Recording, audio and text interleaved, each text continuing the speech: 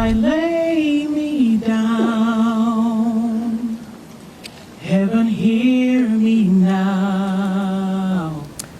Today, a community remembers two teenagers who died after apparent overdoses at Fayette-Ware High School Tuesday.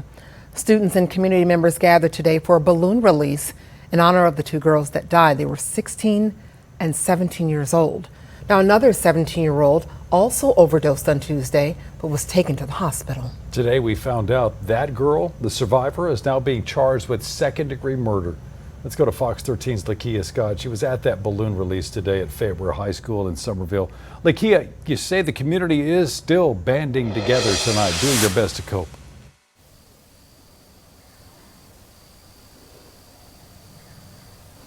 They are, Daryl. Darcy, balloons went up for those two teens who were found in the parking lot at Fayette-Ware High School Tuesday. Now, as we've been reporting, this is being investigated as a possible drug overdose, but the school family, loved ones, and classmates coming together today to remember their lives.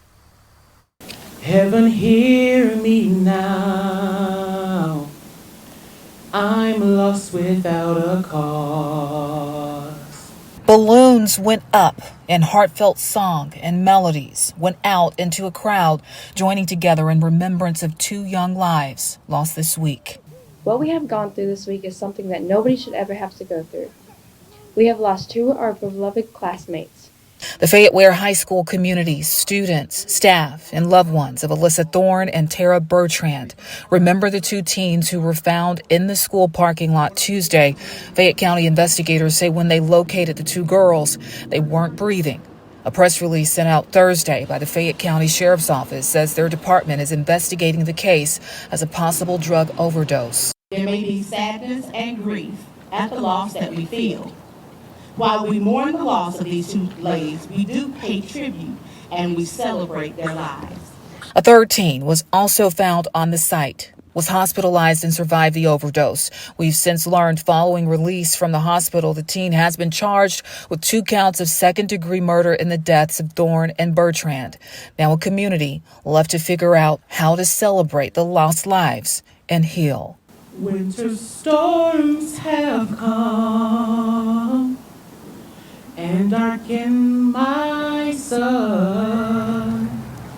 After all that I've been through, who on earth can I turn to?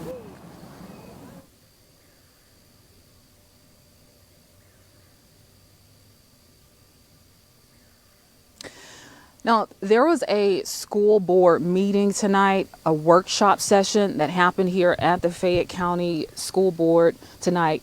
And there was one board member who was very adamant about wanting to take a look at and change some of those school policies as it relates to drugs on campus. Now, coming up at 10, we'll hear more from that board member. I'll share my interview and conversation with him, and he'll talk about what some of those changes that he's looking forward to and presenting to the board here tonight. Darcy, Darrell.